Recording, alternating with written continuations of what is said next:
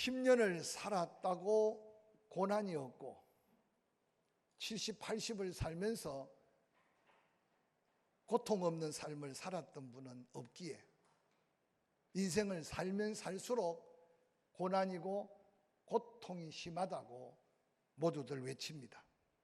그러면서도 자기 인생에 찾아온 고난과 역경들은 왠지 너그럽게 받아들이고 다른 사람이 당하는 고난을 바라보면 왠지 이유가 무너지고 조건이 찾아지고 그러면서 혀를 끌끌끌 차면서 그러니까 그 모양이지 그렇게 사니 그렇지라고 헤아리고 판단하는 게 너무 쉬웠던 우리의 삶을 한번 돌이켜 봅니다. 오늘 많은 세상 사람들이 생각 밖의 재앙적 심판 같고 저주 같은 삶을 맞이하면서 그 가운데 각각 다르게 결정하고 판단하는 것 때문에 그 속에 숨겨져 있는 놀라운 은혜와 비밀을 잊어버리고 살 때가 많습니다. 어떤 사람은 갑자기 재물을 잃어버립니다. 어떤 사람은 갑자기 건강을 잃어버립니다. 심지어는 장애를 입게 됩니다. 어떤 사람은 그렇게 친밀했던 인간관계가 도리어 원수 같은 관계가 되어서 평생을 가슴 아파하며 인생을 마무리하는 사람들도 얼마나 많은지 모릅니다. 세상 사람들은 재수 없는 운명이려니 생각하지만 하나님은 그럼에도 불구하고 택한 백성들은 그 가운데도 필연적 하나님의 섭리가 있음을 증거해 주고 있기에 세상 사람들은 오늘날 남이 잘 안 되는 게 내게 행복이라고 생각하는 잘못된 생각, 요즘 정치판에 늘 쉽게 나오는 내로남불이라는 이상한 말까지도 우리가 들어가면서, 그러나 그리스도인들은 그 가운데 역사할 하나님의 섭리를 기대하고 그러면서 은혜 안에 소망을 갖고 사는 게 얼마나 귀한 것인가를 다시 한번 생각하는 시간을 가졌으면 좋겠습니다. 정말 재앙적 상처를 입고 살아가는 이웃에 대한 우리의 태도는 어떠해야 할까? 어느 날 예수님이 제자들과 함께 길을 갈 때 그 지역 사람들이 누구나 다 알고 있는 태어나면서부터 앞을 보지 못하는 한 젊은이를 만나게 되는 사건이 오늘 본문의 사건입니다. 함께 길을 걷던 제자들, 주변에 많은 사람들이 그 앞을 보지 못하는 청년을 보면서 혀를 끌끌끌 차면서 풀리지 않은 궁금한 질문이 하나 있는데, 아니 어떻게 저 운명은 저렇게 기고할까?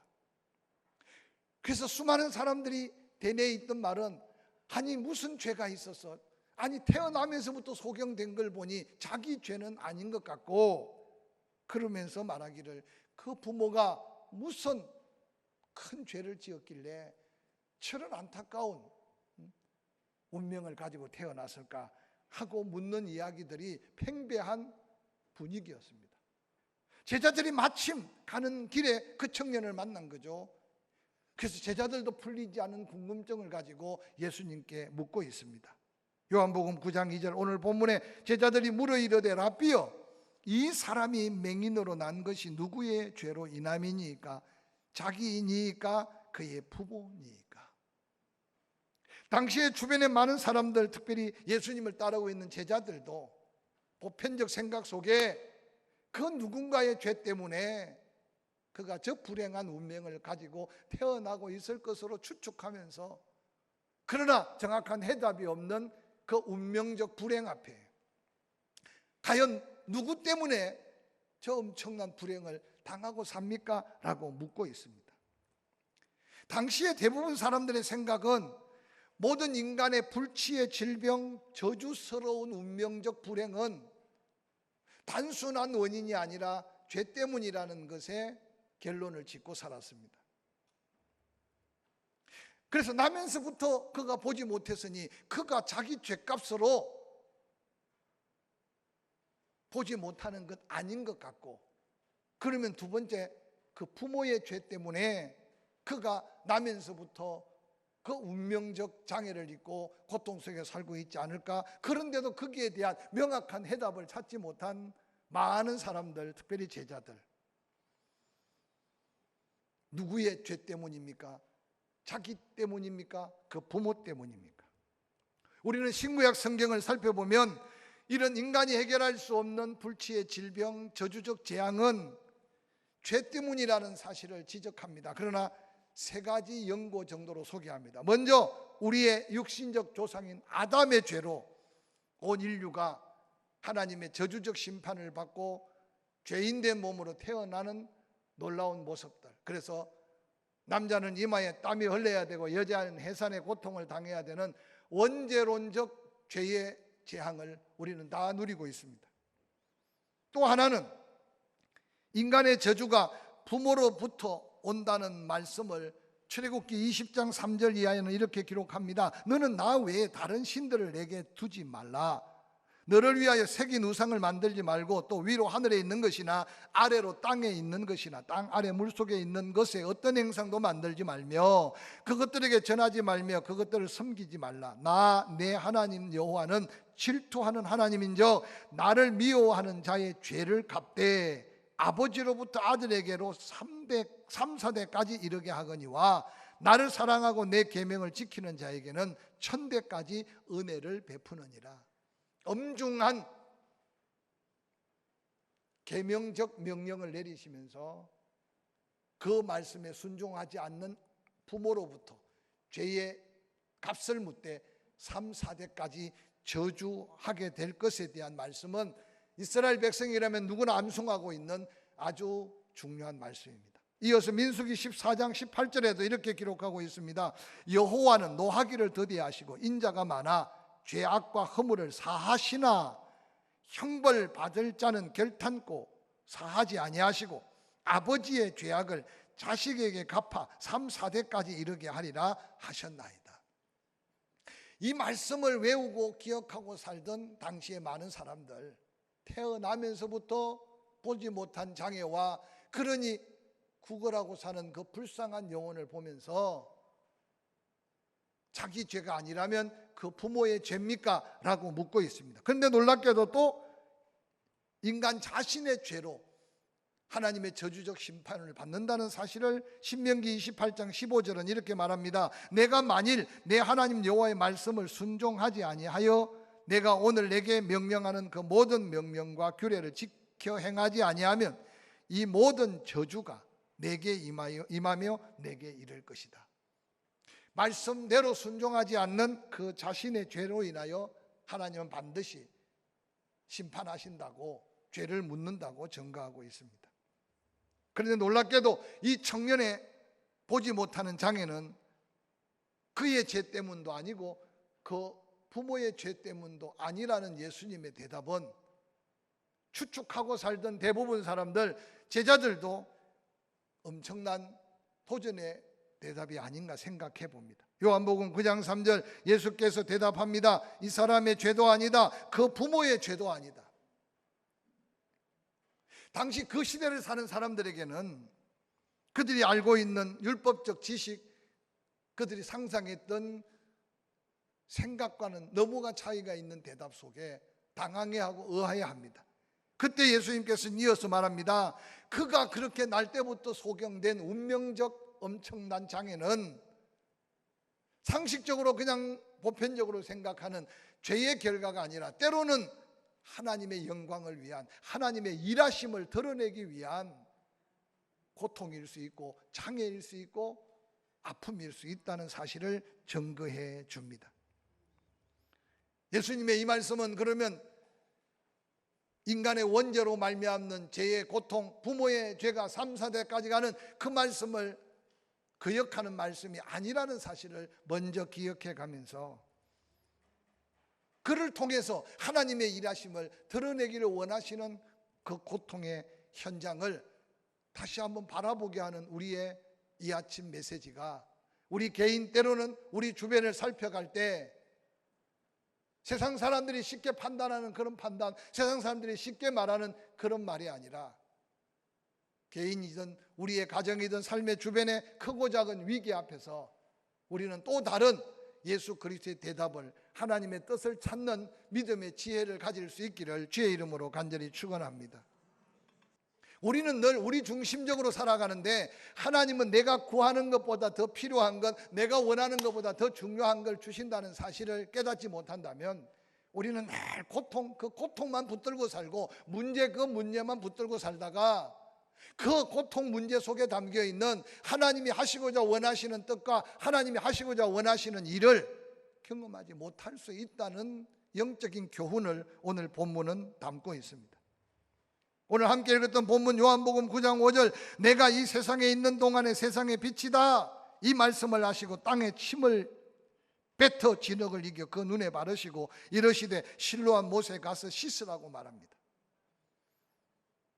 예수 그리스도께서 이 청년에게 고쳐주시는 이유를 뭐라고 말하느냐? 요한복음 본문 9장 4절에 때가 아직 낮이다, 나를 보내신 이의 일을 우리가 하여야 하리라. 밤이 오리니 그때는 아무 일도 할 수 없다. 내가 세상에 있을 동안에 빛이다.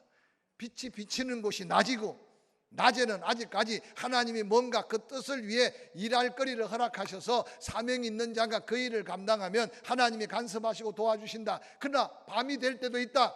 일하려 그래도 할 수 없을 때가 있다. 여러분은 지금 인생의 낮이라는 사실을 기억하고 사시기를 주의 이름으로 간절히 축원합니다. 예수 그리스도께서 하나님의 일할 수 있는 때라는 의미는 우리에게도 우리 인생 속에 하나님의 가치 있는 일, 사명이 있는 일을 할 수 있는 때, 할 수 있는 기회, 할 수 있는 상황이 우리에게 주어질 그때가 얼마나 축복의 때인가를 생각해 보라는 겁니다. 이 때를 놓치지 않고 나를 보내신 이의 일을 한다는 게 얼마나 축복인가를 다시 한번 기억하라는 겁니다. 예수 그리스도께서 친히 말합니다. 아버지가 나를 보내신 것 같이 나도 너희를 보낸다. 우리로 하여금 그의 나라와 그의 의를 구할 수 있는 무언가 사명을 주기 위해 구원하실 뿐만 아니라 은혜 베풀어 주셨고 은사 베풀어 주셨고 능력 베풀어 주셨어요. 이 아침에 한번 예수 그리스도의 이 말씀을 한번 마음에 담고 이런 고백과 이런 결단의 기도가 있었으면 좋겠어요.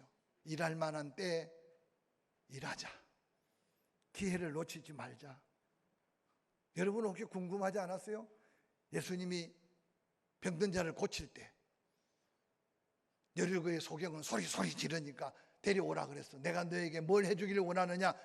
보기 원합니다. 그럼 봐라. 눈을 번쩍 떴어요. 문둥병자 10명 소리 지르는데 제사장에 가서 내 몸을 보이라. 제사장에게 보이기도 전에 가는 중에 고침을 받았어요. 쉽게 고치는 방법도 많은데 왜 이 예루살렘에 소경된 그에게는 더럽게도 침으로 진흙을 이겨서 그 눈에 덕지덕지 발라서 소경이 실로암까지 찾아간다는 게 쉬운 일입니까? 더 맑은 기온 샘의 물도 있어요. 베데스다 연못에 그 풍성한 물도 많아요. 쉽게 갈 수 있는 데도 많은데 지금도 여러분 실로암 연못을 발굴해 놓은 데 가려면 예루살렘 서쪽 그 길이 별로 평탄하지 않아요. 저는 그 소경이 더듬 주변 사람들이 손가락질하고 뭐라고 말하든지 간에 그 마음속에 하나 믿음이 생겼을 것 같아.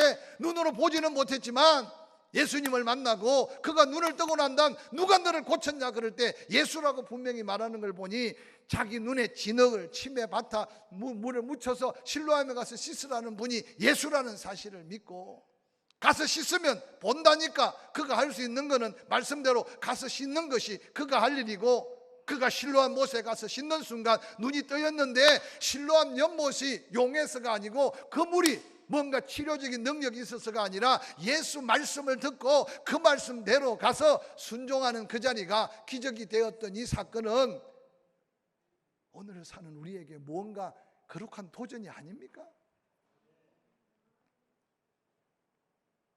말씀이 말씀으로 얼마나 믿어집니까?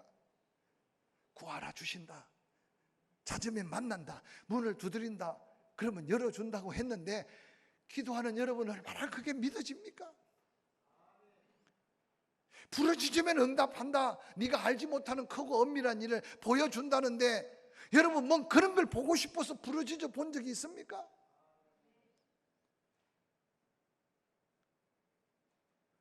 날 때부터 소경된 그 세상 사람들은 팔자려니 운명이려니 그의 제냐 부모 제냐 하고 있지만, 놀랍게도 그를 통해 이루실 하나님의 영광은 그가 고통받았던 고통보다, 세상 사람들에게 조롱받았던 조롱보다, 거짓 신세로 인생 힘들게 살았던 지난날보다 눈을 뜨고 보니 비교할 수 없는 은혜, 상상할 수 없는 감격. 오늘 요한복음 9장 8절, 이웃 사람들이, 전에 그가 그린 것을 보았던 사람들이, 손가락질 사람들이, 판단했던 사람들이 서로 앉아서 말합니다. 아니, 우리 곁에 구걸하던 자가 아니냐? 어떤 사람은 아니야, 그 사람이야, 그럴 리가 없어. 의견이 분분한 그들 곁에 눈뜬 소경 당당하게, 내가 그 사람 맞아요. 당신들이 손가락이 했던 그 사람 나예요. 당신들이 한 푼 두 푼 저주하며 던졌던, 동전받던 그가 나예요. 오늘 매스컴의 한국교회, 오늘 매스컴의 그리스도인, 오늘 매스컴의 교회들에 대한 비판의 소리를 여러분은 어떻게 듣고 있나요? 아직도 초긴장 상태로 기도만 하면 되는 게 아니라 우리가 조심해가며 코로나와 싸워서 그 믿음을 지키고자 몸부림치는 자가 있는가 하면, 믿으면 된다고 하고 아직도 밥 해먹고 다 해먹고 먹고 싶은 거 다 먹다가 여기저기 코로나 터지는 데는 반드시 이유가 있어요. 하나님이 살아계시지 않아서가 아니고 교회를 지키지 않아서가 아니라 아직도 무감각하게 사는 사람들이 있다니까요. 그리고 걸리고 난다면 후회해요. 아차, 생각보다 위험하구나, 생각보다 두렵구나. 그런데 그것을 통해서 세상에 비춰지는 교회의 모습, 하나님의 영광은 생각보다 타격이 크다는 사실을 기억하시기 바랍니다. 저는 오늘 이 말씀을 준비하면서 우리가 머물러 있는 직장, 우리가 머물러 있는 일터, 우리가 머물러 있는 삶의 자리, 더 큰 위기가 다가올지라도 오늘 이 소경, 만나 안 만나, 기냐 아니냐고 외치고 있는 세상 앞에 내가 바로 그 사람이에요. 내가 바로. 주변 사람들이 묻습니다. 어떻게 눈을 떴냐? 그가 대답합니다. 예수라는 그 사람이 진흙을 이겨 내 눈에 바르고 나더러 실로함에 가서 씻으라 하기에 가서 씻었더니 보게 되었나이다. 실로함은 보냄을 받았다는 뜻입니다. 예수 그리스도께서 하나님께 보냄을 받아 하나님의 뜻을 이루시고, 예수 그리스도가 제자들을 보낼 때, 권세 있는 능력을 덧입혀 보낼 때 제자들의 연약한 입이지만 그 입에 전한 복음은 기적이 일어났어요. 하나님이 나를 보낸 것처럼 나도 너희를 세상에 보낸다. 여러분, 이 아침 이 예배가 마치고 난 다음 또다시 무더위와 싸우고 코로나와 싸우고 세상 속에 노출될 때 이 확신 가지고 나아가시기를 주의 이름으로 간절히 축원합니다. 예수 그리스도가 나와 함께 하시고 나는 예수 그리스도께 보냄받은 사람이라는 당당함 가운데 기도 한마디, 삶의 자리에서 오늘 이 소경된 청년의 담대한 고백이 우리의 입술의 간증으로 이어질 수 있기를 주의 이름으로 간절히 축원합니다. 그가 예수 그리스도를 만나고 그 작은 말씀, 실로와 못에 가서 씻으라는 그 말씀 하나 붙들고 가서 씻은 다음 그에게 일어난 변화는 천지가 개백할 정도의, 아니 온 예루살렘 주변 사람들이 깜짝 놀랄 변화였습니다. 근본적인 변화였어요. 그 인생의 결정적인 변화였고 그 주변 사람들에게 깜짝 놀라게 할 도전적인 변화였어요. 예수 만나면 이 변화가 있다는 사실을 믿으시기를 바랍니다. 할렐루야. 그는 담대하게 예수 그리스도 그가 실로한 못에 가서 씻으라고 한 것뿐인데 내가 그 못에 가서 씻었더니 내 눈이 떠여졌다. 여러분, 예루살렘 운명적 소경으로 태어난 청년의 고백만으로 끝나는 고백이 아니라 이 고백은 2000여 년 예수 그리스도 오신 이후에 수많은 가정을 살렸고 수많은 인생을 바꾸었고 수많은 나라를 새롭게 세웠던 놀라운 복음이라는 사실을 믿으시기를 주의 이름으로 간절히 축원합니다. 코로나보다도 더 무서운 게 여러분 개인으로 다가오면 어떻게 사시렵니까? 조심스럽지만 믿음 하나 앞세우고 아무 부담 없이 먹고 마시고 수없이 지내다가 코로나 걸린 사람은 또 그 사람대로 하나님 뭔가 간섭하심이 있겠지만, 그러나 때로는 메스꿈을 듣고 너무 두려워서 혼자 꽁꽁 마스크 쓰고 집안에만 갇혀 있어서 예배가 언제 예배인지 주일이 뭔지 모르고 사는 인생 속에 하나님은 무슨 영광을, 하나님 또한 무슨 은혜를 주실지 한번 상상해 가면서 믿음은 무작정 담대함이 아니라 오늘 이 소경이 예수 만난 최소한 이 경험으로 우리는 세상 앞에 담대해야 되고, 예수 앞에 만난 그 경험의 변화가 세상 앞에 담대한 간증으로 설 때 어두움에 헤매이는 영혼들이, 세상에 목표 없이 헤매는 수많은 사람들이 예수 그리스도가 누군지, 그 예수 믿는 게 뭔지를 알아서 세상에 빛으로 오신 예수 비단에서 하나님의 영광을 바라보게 될 줄로 저는 믿습니다. 요한복음 8장 9절, 이웃 사람들과 전에 그가 그린 것을 보았던 사람들이 이르되 앉아서 구걸하는 자가 아니냐, 어떤 사람은 그 사람이다, 어떤 사람은 아니다, 그와 비슷하다 하거늘 자기 말은 내가 그라고 외칩니다. 세상 사람들은 지금요, 그 사람이다, 아니다, 비슷하다, 지금요 얼마나 혼란스럽습니까?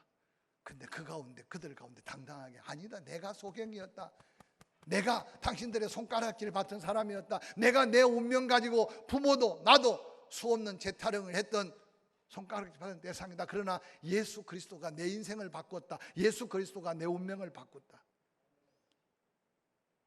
그 예수가 저와 여러분의 주님이시기 때문에 이 어려운 환경 속에 주 앞에 나와 예배하는 줄 믿습니다. 할렐루야. 수많은 사람들이 궁금합니다. 어떻게 눈을 떴냐? 예수가, 그 예수 어디 있느냐? 저는 이 말씀을 물으면서요, 그 예수가 그 자리에 없었어요. 보이지 않았다고 기록하고 있어요.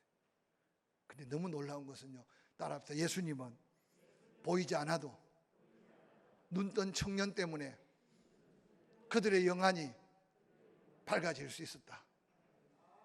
왜 이 험한 세상을 우리 혼자 있게 하실까? 왜 힘들게 이 코로나 가운데 하나님의 특별한 섭리가 왜 우리에게 갑자기 나타나지 않을까? 수없이 많은 사람들이 기도합니다. 백신의 효능, 치료약에 대해서 기도합니다. 세상에 수많은 돈의 노예가 된 사람이 치료약만 개발하면 떼부자가 될 걸 알면서도 코로나 바이러스, 보이지 않는 그 바이러스의 치료약이 아직도 개발되지 않아서 온 세상이 다 코로나 앞에 두려워 떨고 있는 이 세상을 바라보시길 바랍니다. 우리가 그렇게 바라보고 있는 것처럼 하나님은 그냥 무덤덤하게, 무관심하게, 무능력하신 하나님의 모습으로 바라보는 게 아닐 것이라고 생각하면서 우리는 오늘 이 본문 속에 우리 자신의 한 사람 한 사람의 위치가 어떤 위치가 되어야 되고 어떤 모습의 삶이 되어야 될지 한번 자신을 돌아보는 기회가 되었으면 좋겠어요. 할렐루야.